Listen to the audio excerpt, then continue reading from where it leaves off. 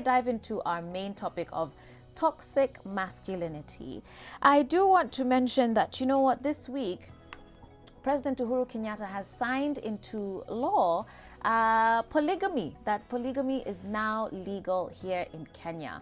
And on top of that, there is no limitation to the number of wives that a man can now marry in this country. And so let me introduce my guest. His name is Chito Ndlovu, and he's a media personality. Welcome to the show. Thank you very much, Joyce. What do you think about this news? I know a lot of men will be excited. Which side do you fall on? Okay, let me start from a personal. Yes. Personally, I don't believe in polygamy, personally. Okay. But I think this works for both sides in the sense that the women are now protected, in the sense that you're no longer being a quote-unquote clandé, you're not the woman who's hidden. So when it comes to rights for the woman, I think it's a good thing, because now then she can be recognized. And if she's recognized by the law, that means in the event that this man passes away, you don't have the scenarios we've been having for the last decades and decades. Women pop up, you don't know how to take care of the children, or the children are not recognized because no one knew they were there, or if they are, they're not given their full rights as the child to this person. So I think it's a win-win. And also it helps you have that honest conversation. Okay. So if you're getting into marriage with somebody, then you have the honest conversation of, so where are we going to? But then yet, if I'm not mistaken, there's still a limitation. How you start is how you finish. In terms of, if you start in the church setup, if you get married through the church, you can't have number 2, number 3, number 4. Yeah. But if you get married customary setup where you just pay bride price, then you can go 2, 3, 4, 5. So I think it's how you start. I was So waiting if for your you to guy, continue counting. You tell me if you can bali mazee. I'm just like, "Aish, Chito." But here's the thing, you know what? It's interesting because actually one of the people who was proposing this and is a big proponent, I think her name is Christine Ocheng, and she's the executive director of the Federation of Women Lawyers. So she's the one like really championing this. That organization is really championing this, I believe. And it's just interesting to me that you're calling it a win-win situation. And I guess in her eyes, she's saying it's the same, because a lot of women now would, in their eyes, have equality or access. But it goes down to a moral fabric too at the end of the day, because how did we even get here? Because you used a very interesting word, clandé, meaning you were already committed in one relationship and somehow decided to step out and do other things, and now you're trying to legitimize basically your action, legitimize your whatever it is you were doing on the side. How is that okay? That now you're saying because it's law and it's okay? It's not okay. But I feel like we're in that space where we now have to have, I guess we can call it a quote-unquote consideration for all. Because now you see, whereas there are people who are willing to stay true to that one person, we have to also admit the fact that there are those who are not willing to. So if those find themselves in that scenario, are all parties well protected? And then, of course, there are children from there. Then if we follow Christianity, no child is an accident. So when there are those children from that side, what then happens to them in the event that daddy has gone, or daddy decides he doesn't want to do anything? So I think there's still, as much as we're talking about the moral fabric, there's still the side where we need to protect every single person as much as we can. My only concern is now, you know, we're very much about equality and whatnot. I'm just waiting for someone to come and say, now even women I know it's gonna come. I know it's around the corner. Before the year ends, someone is gonna propose. For real, if a chick comes and says that she's dating you and 7 other people, I can't. I don't share. I can't share. So, and I can't share and I cannot be shared. Okay, I feel good. like I need to put it on. I can't share and I cannot be shared. Both sides. But Mazemi, I just want to know, are we waiting now to hear that, you know, women are also going to be demanding to have multiple spouses? Hey, anyway, my sentiments about this are very strong, so let me just keep quiet and move on to our next discussion. But you guys can keep sending in your feedback on that. 22999 is the SMS line. And Chito, today we want to talk about toxic masculinity, or when masculinity becomes a problem, quote unquote. So let's first begin by explaining how does masculinity become a problem? What do we even mean by toxic masculinity? First, when you talk about toxic masculinity, I look at it in the same sentence as toxic waste. When we are when our rivers are getting toxic, I look at it in the same line. Okay. The river is good. Yeah. it's amazing. Yeah. And it's good for the people around it. Sure. But when you put chemicals in it, what happens? It gets bad. Yeah. It gets bad. So I translate that same into masculinity. Masculinity in itself is amazing. Yeah. It's a beautiful thing. Yeah. The same way we talk about the womanhood is amazing. Masculinity is amazing. Yeah. But what becomes the problem is when that masculinity is used to malign other people around, not just the women, even fellow men. Because you also have scenarios. Bullying for me is, Sure. if I was to go down to Negative. the start, bullying is what we would term as toxic masculinity, especially if it's bullying among men. When you look at that other video of the young boy who was in the primary school who just went, for me, that's an example of what then we would term as toxic masculinity. So you're putting down everybody else. It's about that individual, that man in himself, as opposed to the people around. So you're not taking care. Even for me, throwing waste is a sign of toxic masculinity. Sure, yeah. Because you can't just be littering around everywhere. So there's I different... preach to all those people who like throwing banana peels and tissue paper out of So matatu windows. it starts from everywhere. I think it's just that when we view it as toxic is when there's a woman in a relationship with a man and she's been physically abused, Right. emotionally abused, mentally abused, because I feel that's also something we rarely talk about. Yeah. That's when you want to say that's toxic. Or if there's a woman in an organization who has been stepped on by the men, then we say that's toxic. But I think it's a whole round, there are different aspects to Right. it. So, I mean, you're a young cultured guy. You are a media personality. You talk to a lot of people. You know, you're well-spoken. What does it mean to be a man to you? What is it? Because in many ways, it almost feels like that's convoluted now. What does it mean to be a man today? In fact, I feel like we've seldom answered that question.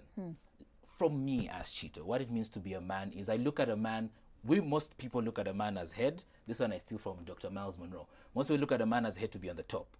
I look at a man as a head to be at the bottom, as a foundation, as a backbone. Wow. That's how I look at it. So for me, I view myself as a foundation. So when I view myself as a foundation, I look at my father as my foundation.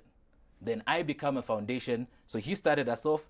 I become another foundation for now when God gives me a family. That's how I look at it. Can all the ladies say hallelujah? Nasikia ma whispers huko kwa kona. Even my director hata haja concentrate. How much time? But no, seriously. Yes. I really respect that because in many ways it's also a very rare perspective. You don't hear that. You hear a lot of this assertion, and maybe that's part of where even this bill is coming from, because they're basing it on a lot of the different like cultural practices that have been in our society. But when you look at it, I was having a conversation with someone the other day, and they were saying there are actual cultures in Kenya where a wife is considered like a child, right? And that's where things like even beating her, disciplining her can come into the picture. So it's very rare to hear a guy say, no, you know what, I'm looking at myself as the backbone, as the support to this thing. How do you reconcile that with all the pressures for men to be and to have and to sound and to look and this whole ego thing? How do you reconcile that? I look at myself as a man on my own. I usually even say this to my friends. I always say, at the end of the day, when we all pass on, I answer for me. I don't answer for you. So I'm responsible for my actions, how I treated the people around me, how I spoke to them, because we also told about our words, how I spoke to them, how I spoke about them. That's how I hold myself accountable to that. Because then when you talk about, for me, when I look at it at also being a foundation, is that if you look at a home where there is a man who tells the children, tunaenda kanisa, it does not matter. Everyone follows. It doesn't matter who is awake, who is asleep. So I look at that, there's a power in that aspect. So I look at myself as if there are 5 rotten tomatoes, guess what? We're going to wash each and every single one of you. So let me be the one to give you an example of where we should go to. But I think it's also about having good people around you to help you articulate yourself even in such scenarios. I mean, the reality is there are people with ego. There are men who will be like, like I'm the type of man who I will hold my woman's back. If she has to get something, I won't feel ashamed about it. I won't feel bad about it. I'm like, it's something I want to do. You know, you reminded me of a time where a place I used to work, my colleagues were going out for lunch. And I asked the guy to can you just bring me back whatever? Because I was still working. I was like, mimi siwezi bebea mtu chakula. I was just like, what? Now see that for me. Hawezi beba paper bag. Not as a handbag. Yeah, that's For unaffected. you, you're unaffected. I'm unaffected by it because the definition of who I am is not what somebody else sees. Right. I define who I am. And I think it's important for every man to define who are you? Yeah. What makes you you? How do you get to that point Mm. though? Because I think a lot of men would listen to you now and really admire that and want to do it. But there's also this pressure because anything that happens, a dude is trying to take care of himself, utasema oh ni umama. You know what I mean? Like amenda sijui kinyozi unamwona ati amechanywa nywele na nani oh ni umama. Yeah. Like you need to be hard and you need to be Yeah. rough. How does a man get to that point? Yeah. Because there's all this pressure. Yeah. Even the pressure to be a bad boy. Yeah. You know what I mean? Oh, Like yeah. you only have one cheek. Mazimi, I'm bowling with like Yeah, five. yeah. Like how do you overcome that? Yeah. First of all, personally, it's also my beliefs, my personal beliefs. Number one, I'll say that I believe in God. So for me, it starts from there. So if I believe in God and I submit myself to God, submitting to Yeah, these other yeah. things around me, not much of my problem. Sure. They were a challenge before. It's not like it's just, oh yeah.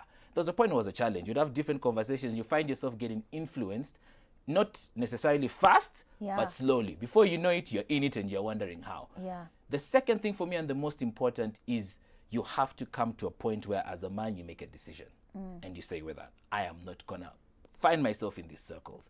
That also means sometimes changing the people you're hanging out with. I think that's a big very one. important part of Yeah. everything. I went through a season in my life where people were just being pulled out and I couldn't understand where they were going to. You just wake up one morning or like 3 months later, you're no longer as close to as someone as you used to be before. That is a good thing. It's not a bad thing. It's not a time for you now as a man to go, hey, Joe, you're not talking to me anymore. What happened? No. Look at your last 3 months without them. You'll Yeah. find things have been different. But it's also that point of I have made a decision. Have you made a decision to say, you know what, I will not do A, B, C, D, E? Right. When you make that decision, hang around people of the same nature. I usually say every man needs 3 types of friends. One, older than him, who becomes like in a relay race. He's the guy who starts you off. So you're looking at him as that's where I need to go to. Then you need a man who's your age, who you can relate to the similar issues around you. Right. And you need a man younger than you who you can pull through. Right. So I think those it's three. not just about It's getting, not just it's also about about getting. It's giving. also about giving. So you have 3 pillars around you that you can follow. So the man ahead of you should be someone who you actually have respect for, someone whose personal life you've seen. That helps you then when another man comes and tells you, hey, well, are you wearing like that? You're new mama. You're able to be like, but hey, I know somebody already else have a role model. who's better. So Yeah. if they're okay, I'm okay. Yeah. And then you're able to help somebody else beneath you. I usually say, now imagine if 10,000 men in Kenya did that. Come on. We would have touched how many lives? To the Sure. power of 3?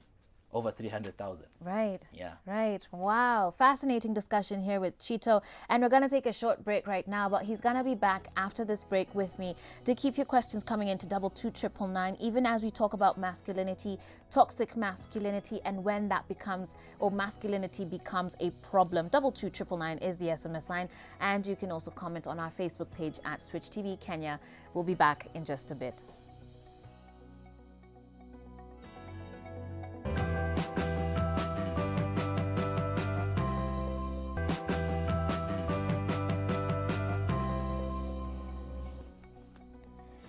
All right, guys, welcome back to Full Circle with Joyce. And now I'm joined by another guest in addition to Chito. His name is Danish Odongo, who is a human being, okay?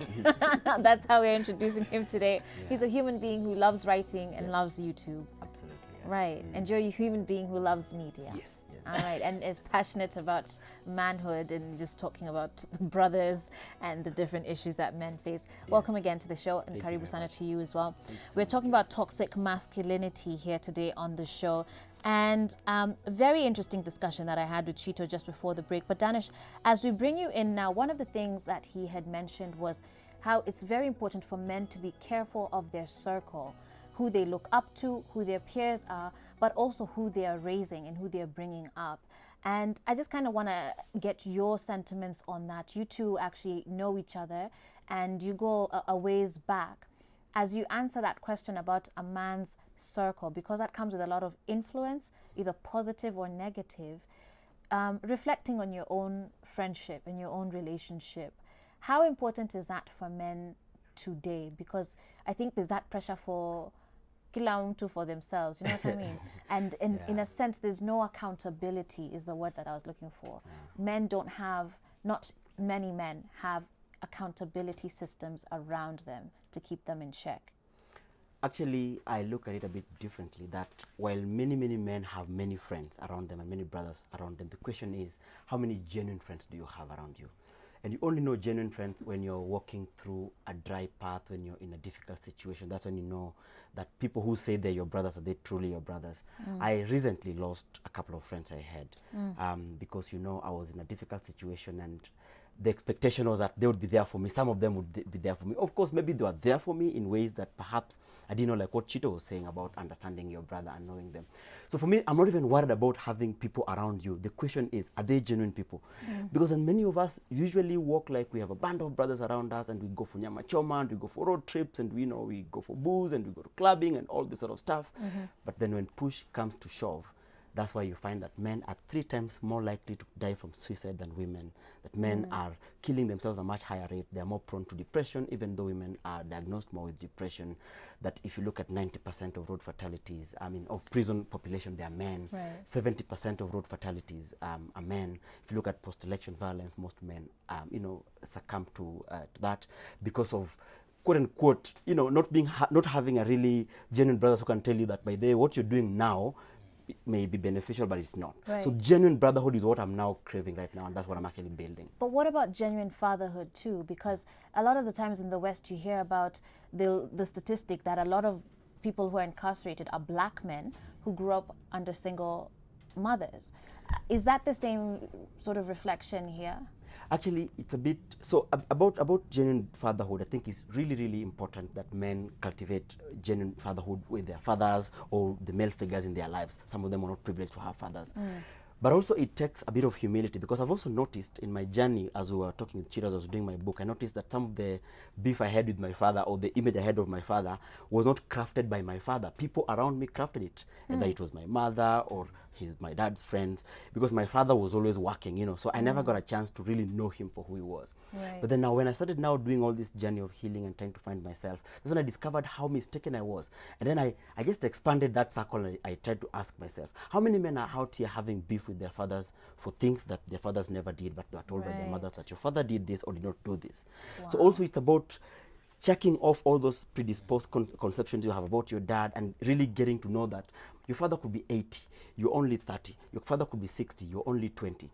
The lessons he's learned in life, you're going to have to humble yourself and learn, even at a point of forgiving or overlooking some of those things he did, because those lessons are very important for us to pass them to the next generation. Right. Because if we let them die with all those knowledge they have and the generational skills that they have, then we're also going to walk into the same mistakes they made.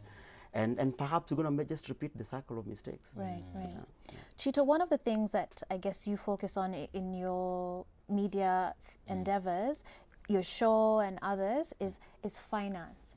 And yani ka kuna kitu ya kuhurumia wanaume Kenya ni finance. Wanapeangwa pressure. Hey, madam. A man is about money. Mwanaume ni mfuko. The depth of mfuko.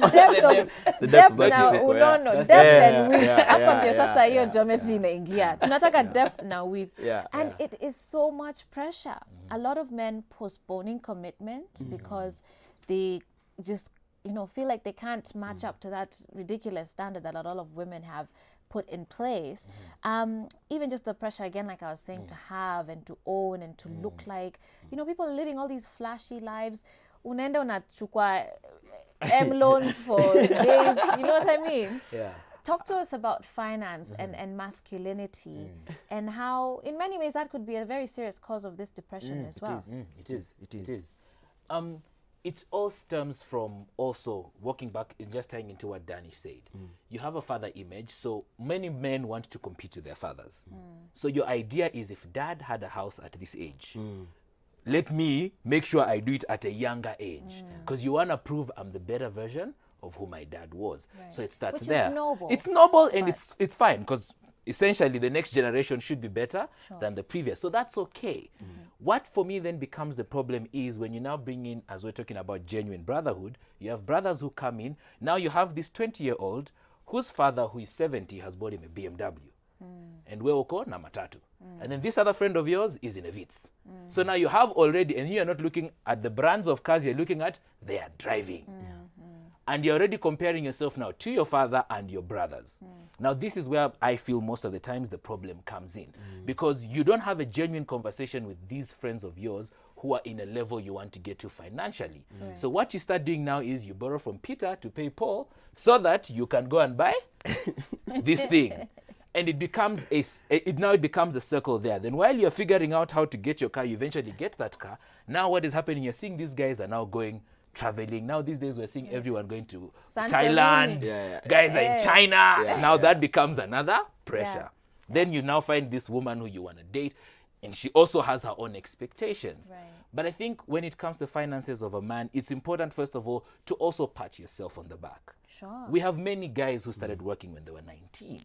Not many people have the privilege of working at 19. Pat yourself on the back for that. We have guys who, when you started, your salary was 10,000. 5 years later, you're at 70,000. That's improvement. That's progress. But we seldom look at us. We look at the people next to us and compare their financial nature with ours. Comparison is the thief of all joy. Yes, that's where the problem, that comparing, looking at what can I, or even trying to compete. So your friend has gotten this, you want to get better. Your friend is living in this neighborhood, you want to get into the same neighborhood in a bigger house. When and you can walk your own journey. And to quote a great man, Eliud Kipchoge, who said, he was competing against himself. You know, at the end of the day, your competition should be about becoming better than you were yesterday and not looking at the people around you. But our time is fleeting so quickly. But I want us to also touch on masculinity and women, right? We've seen a lot in this country, issues of femicide, you know, I don't know what happens, and you just see these very violent relationships, violent, even death now, between partners who were once alleged lovers. You know, when you guys see that, as men who are very passionate about brotherhood, masculinity, positive manhood, how do you guys explain that situation? Actually, Joyce, you raise a very fundamental issue. According to the Gender and Equality Commission, they did a report in 2016 that Kenya loses about 64 billion shillings in terms of gender-based violence, both in terms of 64 billion shillings. So that is in terms of litigation costs, recovery, time wasted, and stuff like that. And so for me, my journey about masculinity, I feel like if we keep on bashing men or toxic or all this, all of that, we're going to address the root cause of the problem. And therefore, my address is to come a bit of evidence-based discussions. That we need to focus on mental health for men, not because we want them to be better beings, but because it's good for all humanity when men are saner, when men are in a better headspace. Because for somebody to push you, for somebody to kill, for somebody to maim, for somebody to do that, even though you want to lump all men and say all men are dogs or all men are trash, but I think it needs a bit more empathy to walk in their shoes and wonder, I mean, a normal person, would they cut somebody and chop them off into small pieces and put them in a sack like it happened in Eldoret? Absolutely no. It takes a certain mental space for men to, and we're not excusing that. Then there are issues of mental health, there are issues of nature, there are issues of, criminal elements, people who are just criminals. And I feel like what Chito was saying, the discussion should be that men need to be encouraged to cultivate their own identity so that you don't compare yourself to others, because it's that pressure that, oh, by the way, my wife comes home late, your wife comes home early, and therefore I'm going to be angry. We're going to compare my marriage with somebody else's marriage instead of saying, you know what, by the way, I've married this woman, we're both unique and we're both independent. So it's a really, really sad thing, but we're going to end it if we come together. Feminists and people who are propagating for progressive masculinity, we're going to come together to solve this problem. But us versus them will not alienate us. Will alienate us. Bashing men will not help us. Calling them names and all those sort of stuff will not help us. You're right. And not all men are bad. And I think you're right that we need to change our language. We need to stop saying all men are dogs. Just one guy hurt you. It's not everybody is like that. There are good men around. I'll take that as your final comments, Danish, but very quickly yours as well, as I do need to wrap up. I think just tying into what Danish spoke about, it's not right. I mean, we have to agree at that point, it's not right for these things to be happening. but it's also important even for us as men to have honest conversations with one another. When we sit as brothers, I can tell a brother of mine who has a tendency for certain behavior. Have an honest conversation. Bro, you have anger issues. Yeah. Let's deal with the anger issues. Yeah. Bro, you are a serial cheater. Let's deal with that problem. It's true. Bro, yeah. you're an alcoholic. Because I think there's Stop also that encouraging conversation. the behavior. Instead of you saying, this guy is an alcoholic, pewa ingine around. No. Yeah. Let's deal with the issue. Have honest conversations. All right. Yes. Hey, gentlemen, I feel like we need to carry on this conversation. Unfortunately, our time is up. So hopefully we'll have you both back another time. But thank you so much for your time. And thank you guys as well for tuning in. Joshua from Kisumu, you're saying the discussion's really inspiring you. Carol from Eldoret, I see your comments as well. David from Kutus in Nyangati, Kirinyaga County as well. Asanteni sana to all of you. Coming up next, we're going to get ready for our second hour of the day, and we're going to be focusing on health and wellness coming up soon. Stay tuned.